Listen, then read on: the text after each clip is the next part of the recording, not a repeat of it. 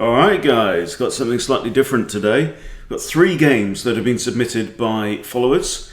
They're all interesting, they've all got lots to share, and they're all around the 1,000 or below mark. So this first one, buddy of mine on chess.com, Hops09 in the USA, is rated 1045 and playing a 942. This is 15-minute rapid, and we have a Sicilian, open Sicilian, hyper-accelerated dragon. Okay, so the Sicilian dragon is basically when you've played c5 and then you're going for this King's Indian defense style setup with the fianchetto bishop and probably knight out on f6. Okay, so we have d4, c takes d4, knight takes d4. All standard stuff. Knight comes out, so there's a tension between the knights. This is fine. It's good here for white not to capture. It simply would allow black to capture towards the centre, just have another, replace this missing c pawn with a b pawn, and white's development has gone. So much better here for white to wait for black to capture and then recapture with the queen, and then white's got more material out in the board. Simple as that. Basic initiative stuff. Okay, a6, removing this square from both of these knights, and we have bishop to e3. So, one idea here is sometimes to drop the queen behind the bishop and then throw the bishop in there to try and dislodge this fianchetto bishop and leave weaknesses on the dark squares there. Bishop fianchettos, queen tucks in behind the bishop. Okay, we have d6 and the remaining bishop is developed. So, it's not a fantastic place for this bishop. We've got both bishops in the middle of the board and at the back, which is not perfect because if you can see they are attacking the sides of the board rather than the corners where the king is likely to end up. But we'll see where they go and what part they play in the game. Okay, we have knight to f6 and now h3 again, prophylactic move. Just covering g4 from this knight and potentially the light square bishop coming out as well. And we have castles, and now, maybe an inaccuracy from white here to capture the knight. This knight right now is just sitting there munching grass. It's not doing an awful lot. I kind of feel like this knight maybe could have come around here to join part of an attack. It just feels like an itchy trigger finger, to exchange at that point, but white might argue he's got a lead in development. I don't know. Getting ready to castle. Okay, so now we have the bishop swap and black bites here. Generally, I wouldn't initiate that because I don't really want a queen that deep into my territory. Generally better, I would say, probably to allow the attacker to capture and then king recaptures and then that covers this square so the queen can't go in. I don't really see any benefit to black in initiating this trade of bishops. Because now there's a deadly looking queen there. Okay, now we have queen to b6, eyeing up f2, but also this undefended pawn on b2. So rook to b1. I think an alternative move here might have just been castles queenside, because that puts the rook onto the semi-open d file as well, gets the king to some more safety, and so on. So, but anyway, rook to b1, queen comes down, this pawn is defended by the knight, but then it is attacked twice now by knight and queen. So what do? We ignore the threat, and off goes Harry. h3 to h4, knight grabs, knight trade. Okay, all fair. We now have a hanging pawn here. But white has other ideas. He's not thinking about development. He's not thinking about castling. He's thinking about going for the throat. h4 to h5 now. Off you go, Harry. Do your stuff. Black grabs a pawn. We're not interested. We simply don't care. Rook to d1 now. Offering up even more pawns, but preparing a very, very nice move, I have to say. Very nice move that comes up next. Okay, we now have h5, so black declines the pawn. I think that might have been a good idea for black, because then the queen ends up on this diagonal. and could actually come in to play a defensive role. I think another decent move maybe to bring the bishop out in case pawn takes. You've got bishop takes. Yeah, this king needs pieces around him, needs a bodyguard. Right now the queen is useless because she's on a light square and these pawns are on light squares, so she can't really come in and help in any way. Okay, so now, absolutely lovely move from white. Okay, and it all came down to this rook move here, and the queen did not move. Okay, white now plays the delicious bishop to d3. Okay, attacks the queen. It's also eyeing up this pawn now, so it's going to be quite easy, I think, now for white to win by force. I think here the queen should capture the pawn, which indeed she does. But is it enough? H takes g6. F takes g6, queen takes h7, check and mate, good night. Lovely game, very, very nice game to watch. Okay, let's move on to game number 2. Completely mixed bag here, right? Different ratings, different openings. This is all good fun. Okay, so we have Lock 777777. So that's Tony, and playing Swiley, who is over 100 points higher rated. Okay, so Tony opens with e4, e5, d4, the centre game. We have a potential Danish gambit. Do we accept? No, we decline. And here, the pawn is under attack by the knight. Okay, now here, white plays f3. Okay, I don't think that's ideal for a couple of reasons. One is we have potentially open long diagonal, well, diagonal here towards h4. So we could end up with a queen on h4 giving check and causing problems potentially. So you don't really want to move the f-pawn and open up this diagonal without very good reason. But also, simply the move e5 here I think would be great because it comes with tempo. Kicks the knight, and then you can simply capture the center pawn. Recapture really, and you've got a nice pawn structure in the middle. Black's got nothing at all, so I would think I'd always play e5 in that situation. Okay, but f3's played, we have takes and now e5. Okay, and the knight decides to retreat all the way back to g8. Fair enough. Knight takes b3. Okay, so now white has all the development, black has nothing at all to show for his first 5 moves. Right, we have queen to e5, looking at this pawn. Another problem with pushing f3. Knight can't come out, look. That's its natural square. It wants to jump straight to there, defend the poor pawn, and it can't because Freddie's in his way.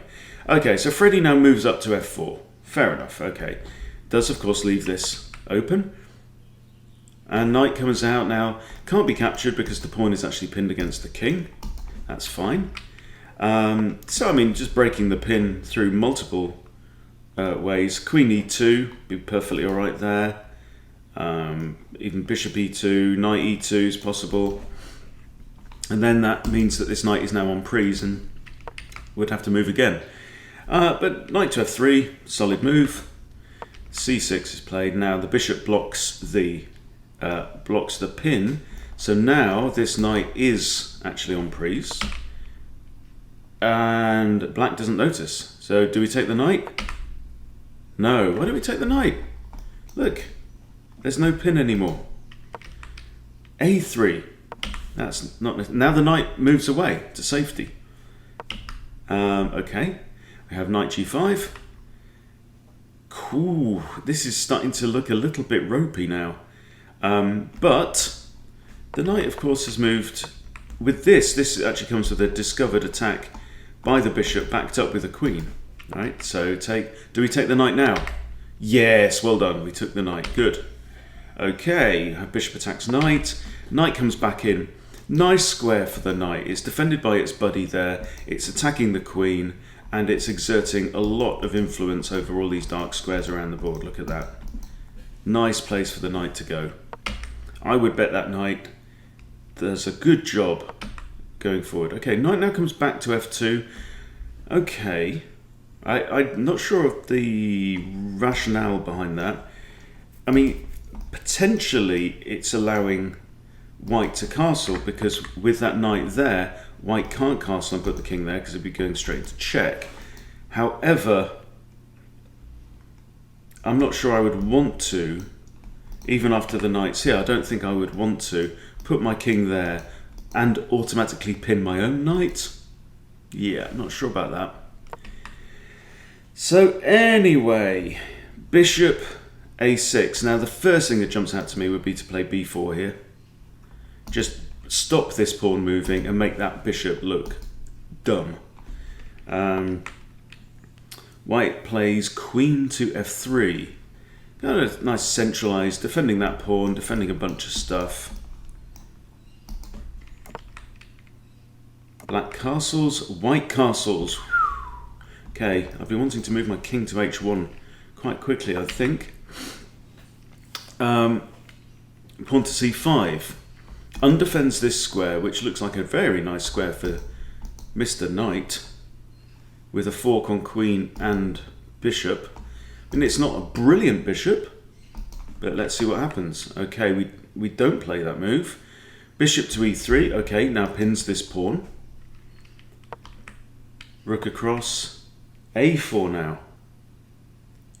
a4. Now, if this was played, how can the queen defend the bishop? Can't actually go there, and can't go there, and can't go there because of that bishop there. So I think that would have simply won a piece, eh? I think it would have done. Alright, but a4 is played. Bishop now runs away, attacking white's queen. Okay. And now a sub 1000 blunder. Simply comes from not reading the whole board. What just happened? What's changed? What's now under attack that wasn't under attack before? What's undefended that wasn't undefended before? What is my opponent trying to do with that move? Oh no, my queen, right? A takes b5, bishop takes queen, pawn takes queen. Now here, surely we recapture with the bishop, no? Recapture with the bishop, we're attacking that rook there, yeah? And we're not messing up the pawn structure around the king, but let's see what happens. Okay, f6 is played. Knight to d5, finally. And again, the queen cannot go to any of these squares to defend the bishop, right? So what does the queen do? Moves to c7. And gets captured, and the rook is trapped with nowhere to go. And here, with 7 minutes on the clock, 6 points down in material, having just blundered their queen, having just won their opponent's queen, black resigns. Oh, lots of fun, lots of fun. But definitely, you know, we can see some areas to polish and improve in this one as well. Right then, final game. This is Ed, who rated about 880, playing a 1021. So again, another giant hunting exercise, and Ed's got the black pieces. White starts with e4, we have e5, and the Vienna. Now I know Ed's playing the Vienna at the moment, which is interesting. So now he's got it against him. So what does he do? The Max Lang defense, the copycat. Best move here for white is bishop to c4. But instead we have knight out, and Ed now plays this, which would be Zuravlev counter gambit, something like that it's called, if it's played earlier anyway. Anyway, so d4 and f6 again. We have to be very careful with Freddie, right? Hands off Freddie, guys. You know, we've just opened up a diagonal to the king, and the queen has potentially a nice path to get there. So, you know, this guy defending e5 is not his job, really isn't, yeah? So, I mean, what could you do here? How about pawn takes d5, d4? Yeah? Queen can't capture. You might have knight captures, then you've got an option to trade knights if you want to, bring the queen out. That's okay. Not sure about f6. And this also allows d5, you see. So now the boot is on the other foot. Now white is attacking with tempo. So, okay, nice in-between move. Now I like this one. This is also an option here as well, I think. To take the knight with check, right? Pawn recaptures. So then we've got double pawns there. We've got an isolated pawn on the A file. And then black can play pawn takes d4, leaving these pawns on the C file completely isolated, right? Just 3 moves ahead.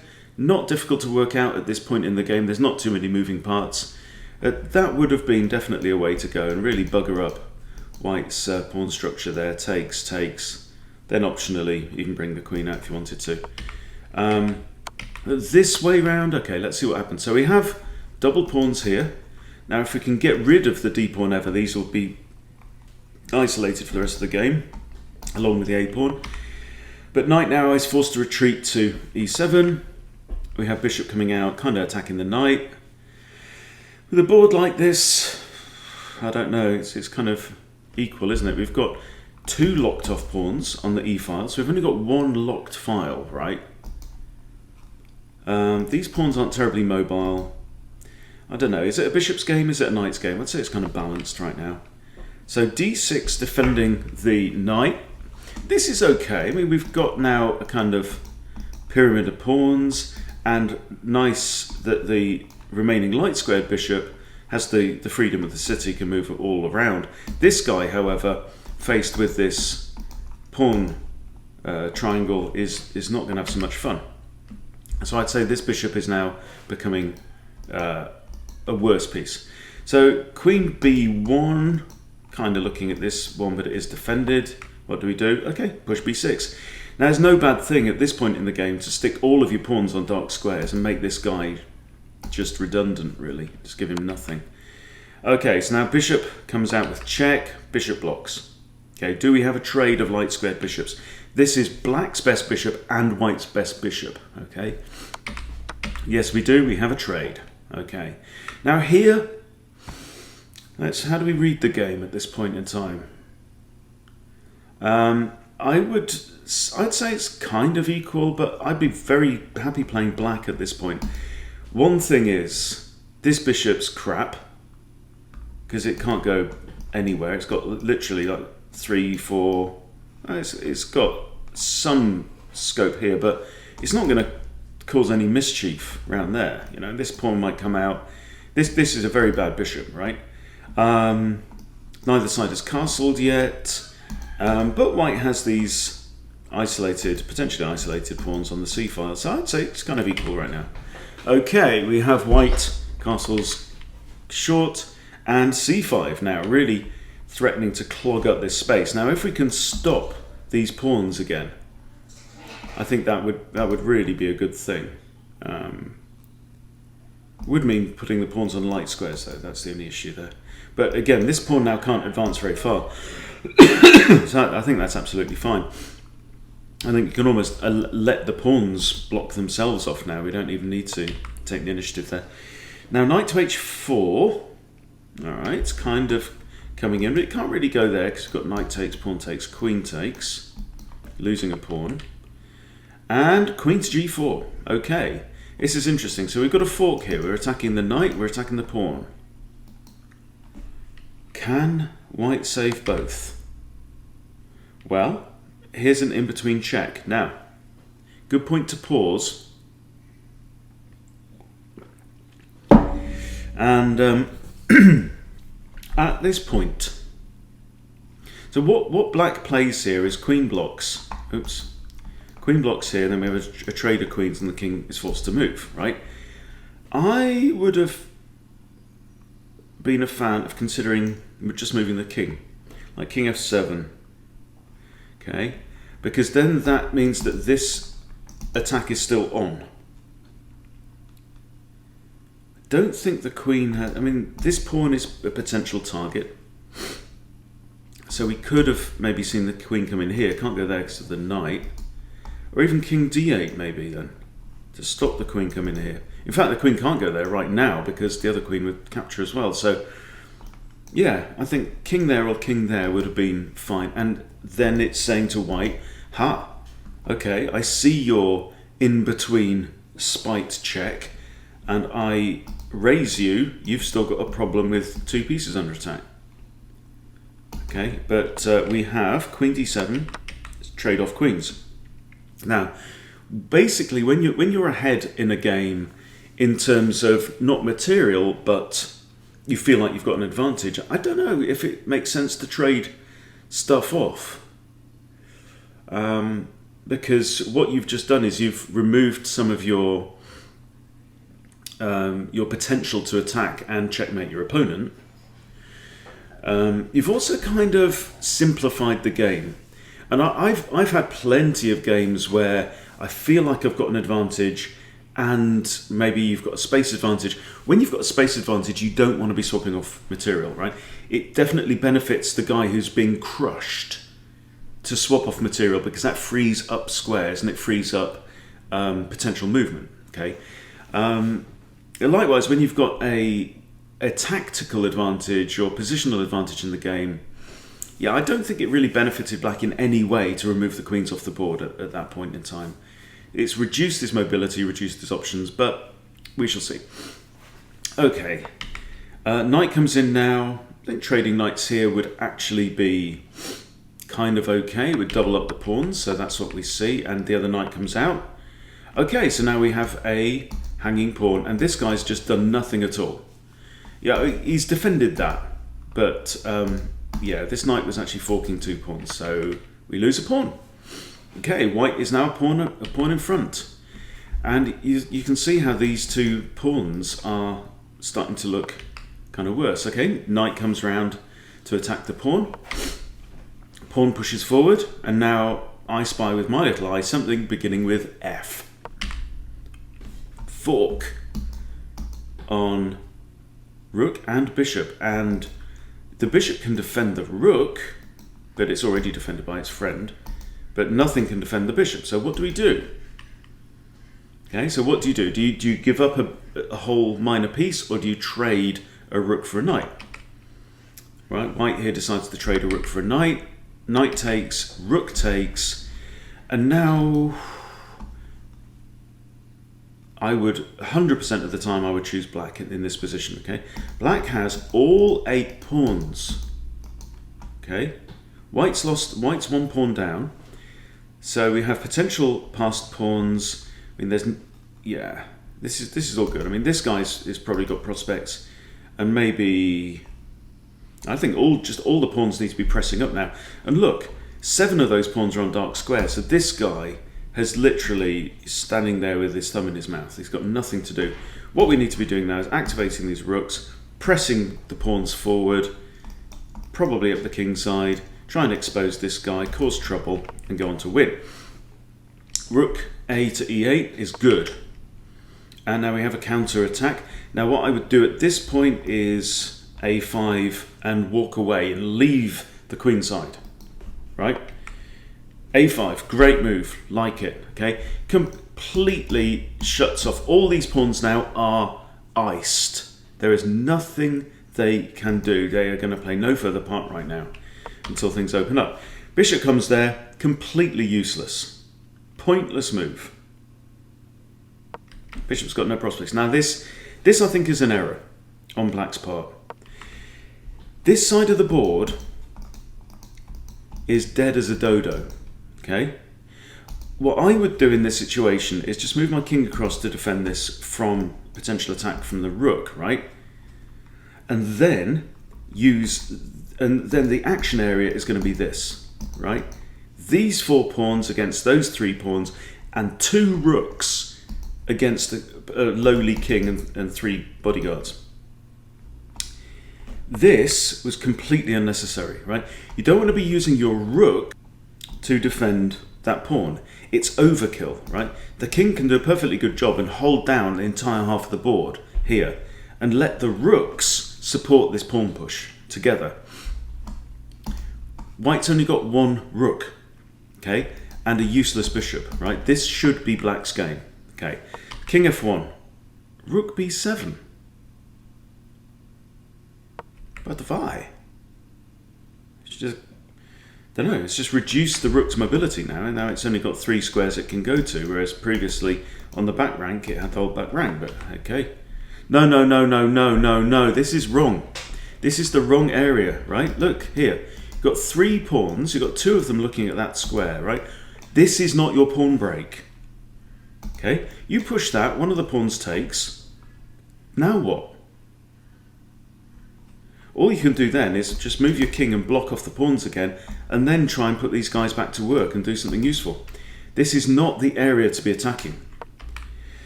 Rook comes across, our pawn push, pawn takes, pawn pushes. Ooh, it's all going off.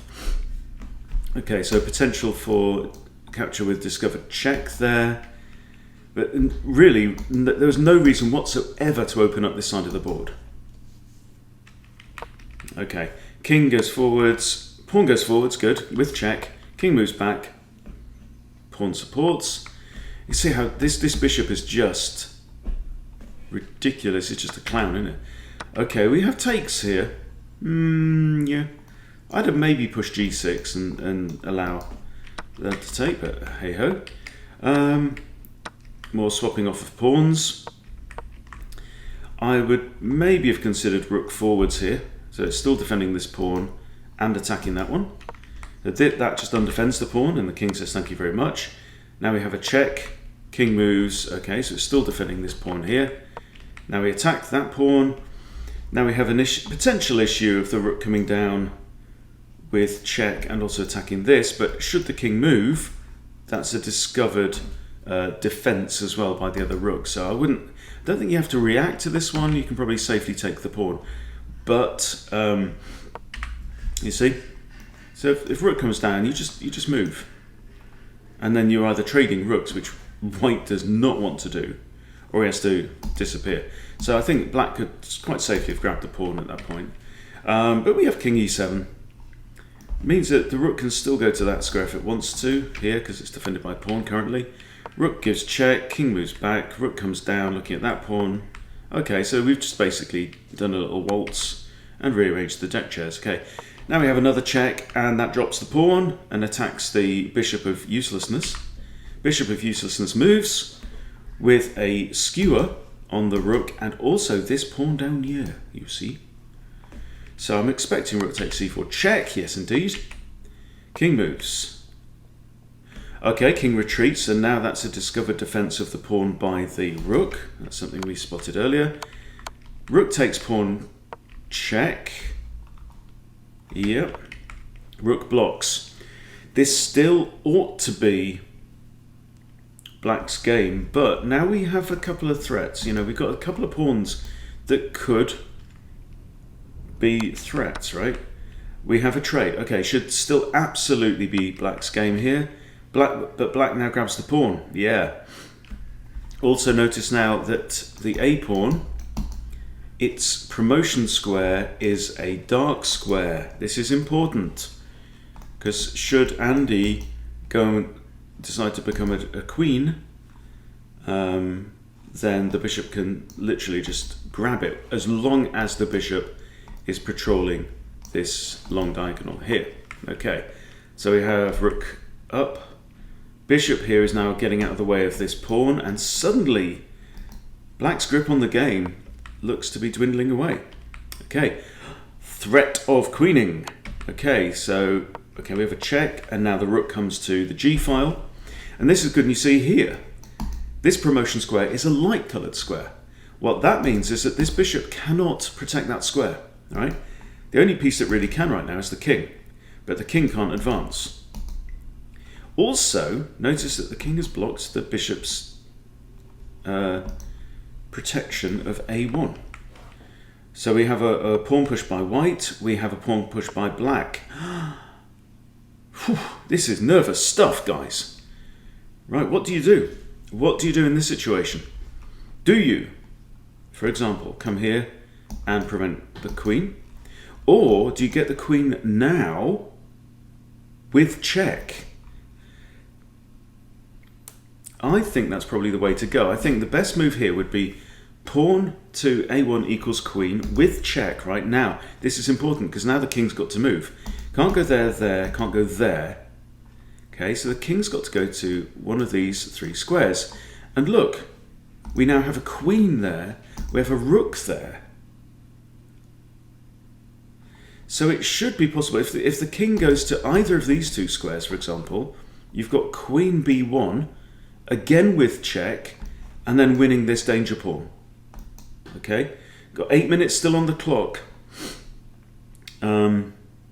That's the move I would have played. Always think about, if you can promote with check, that can give you a very, very important tempo. Okay, so yeah, if the king was to go there, I mean, the queen can come down with check. There's all kinds of options here, but I think getting that queen first makes sense. Black, however, plays king c7.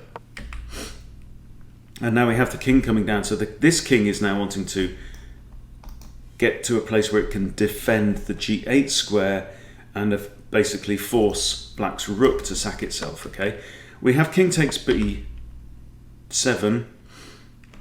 Yeah, I think Black's now regretting not promoting there, but now promotes. Now the king's out the way. Bishop takes, rook takes.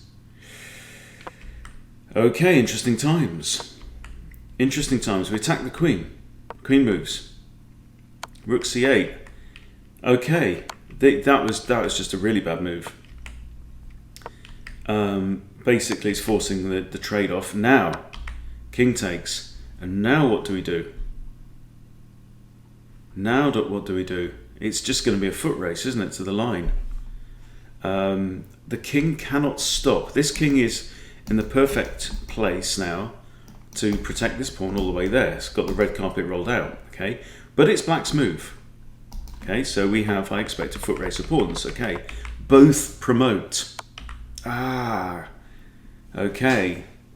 And then we simply have a lot of punching and blocking, and nothing happens until basically the queens swap off and it's a draw by insufficient material. All right, but this is a game that Black, I think, could easily have won at several points, and the 2 key areas were, one was not calculating the queen promotion and the fact that you could actually just then dominate with a queen and a rook on the board against a king and a bishop. You know, it should have been able to run that king ragged around the board. And then the previous issue, of course, as well. Let's go back a bit. Yeah, to this situation here, right? Useless bishop, completely locked off pawns. I would have here played the king across and then start a big pawn storm with all these guys on the king side. But very interesting game. I think also very instructive game. So guys, thank you to all of you for sharing your games with me.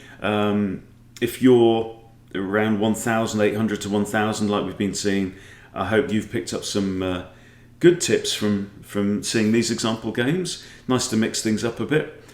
So thank you for your time. I do appreciate your support. Thank you for watching, and I'll see you soon.